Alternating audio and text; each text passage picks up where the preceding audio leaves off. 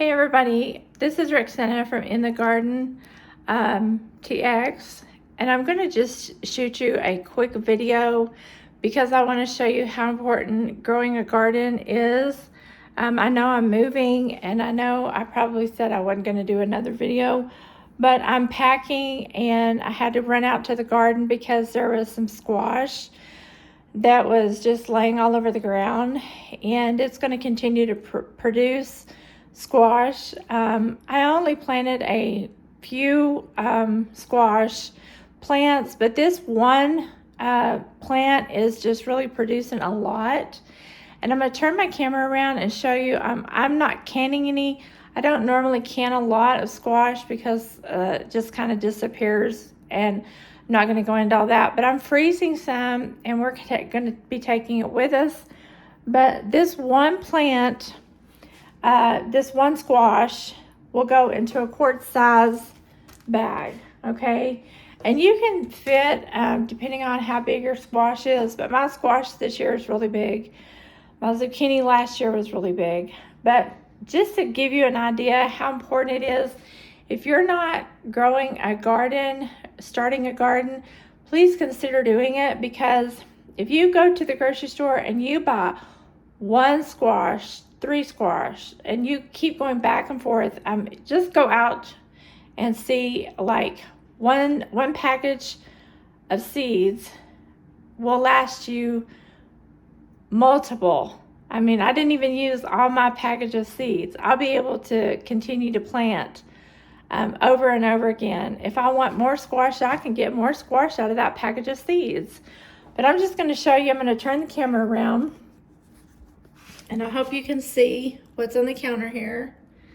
I mean, this is like a big squash, and I don't know, I've got my iPhone here, and this will go into this sack here. And this isn't even a really big squash. I've already got like 3, I had 3 squash, and each squash was pretty big, and they fit. I got 3 quart size, totally full of this. And so that's just 3, and between me and my husband, that'll be 3 meals. And so it's, like I said, you can freeze it up to 3 or 4 months. And this is July, the middle of July. So that's August. I mean, all of August, and it'll keep producing. It depends on, and I've got okra and I've got tomatoes that are producing right now.